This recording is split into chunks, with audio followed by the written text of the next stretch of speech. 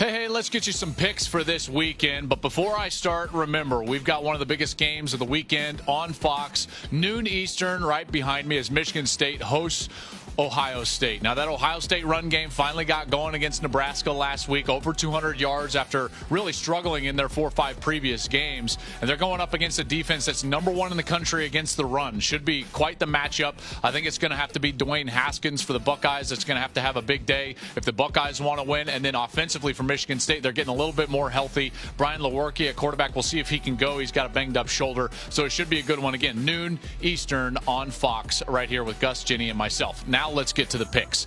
Let's stay in the Big Ten Conference and go to Iowa, as Northwestern right now is in the driver's seat for that West Division crown, travels to Iowa.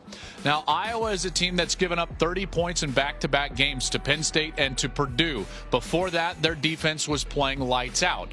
One of the things that you look at with Northwestern is that they're one of the most pass-happy teams in the country, in particular because of the fact that Jeremy Larkin, their running back from earlier in the season, basically had to did retire due to spinal stenosis. Because of that, it's really all been about Clayton Thorson and then that defense. That defense is playing very well for Northwestern. But this is going to be a tough place to play. Remember, Kinnick is where dreams go to die for the opponents. This is where Iowa is so good, is at their home stadium, and I think that they're going to win this ball game. Nate Stanley is going to have to play a little bit better than he did in the last couple of weeks, and I think the defense will ultimately play a little bit better than they have in the last couple of weeks. So I think Iowa gets the win and throws that West Division into even more chaos, and we'll see who comes out of that and ends up in Indianapolis for that Big Ten championship game. Now a couple of games in the Big 12, and we'll go down to Lubbock as Texas, off of 2 straight losses, travels to Lubbock to face Texas Tech. Now, Texas Tech is not going to have their quarterback, Bowman. He's got that collapsed lung issue that he's still dealing with, so they're, again, going to be playing with some backup quarterbacks. It didn't affect them all that much offensively last week against Oklahoma.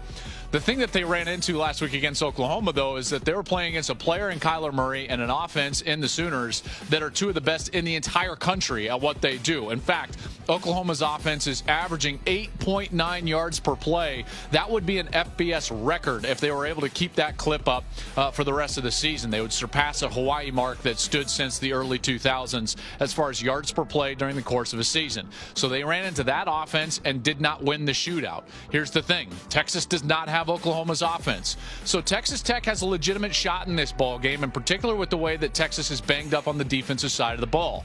Brecken Hager left our game against West Virginia last week with an injured elbow. He probably will not be back. Devontae Davis injured his shoulder. Brandon Jones, a safety, injured his ankle before the game and did not play.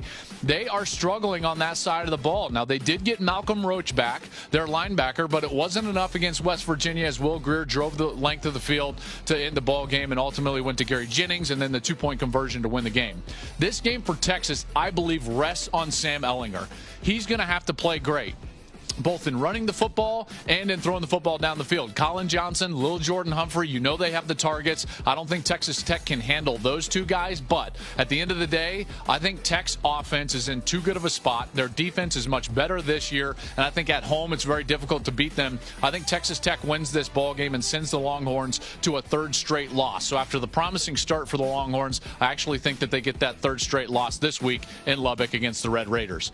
The last ball game I'm going to pick this week, Bedlam, OU, Oklahoma State. Now, here's the thing. This is one of the games, and I do believe there are some games like this that you have to throw the records out. I know that Oklahoma State is not great this year. They did beat Texas, but Texas shot themselves in the foot, in particular with those benchings that happened in the first quarter with their defensive players, their 2 starting corners. They should have gotten beat by Texas. They did get beat by Baylor, speaking of Oklahoma State. Oklahoma is so good. I mean, so good on offense. They are the best offense in the country. In all fairness to what Alabama is doing, Oklahoma is the best offense in the country. They can run it. They can throw it. I believe they have the best offensive line in the country. And Kyler Murray right now is putting together a Heisman-esque season at the quarterback position for the Sooners. I think that's too much for Oklahoma State. Taylor Cornelius is a decent player, but there's just not enough offensively for them to stay with and ultimately win a shootout. If they couldn't win a shootout last year against Oklahoma, when they had Mason Rudolph and James Washington and all those different types of players, what makes you think that they're going to win a shootout this season? They would have to hold Oklahoma to under 35 points, win a low-scoring affair, and I don't think they're capable of doing that, in particular on the road in Norman, Oklahoma. So Lincoln Riley and the Sooners get a big win, and they continue their march towards Morgantown as they're going to face West Virginia in the last week of the season in a potential rematch for the next week's ball game in the Big 12 championship. So there are my picks right there for you. Enjoy the weekend of college football. It should be good. The month of November, remember this, championships are won in the month of November. The great teams always play great at the end of the year, which is why it's so frustrating when the SEC plays teams like the Citadel. Just saying.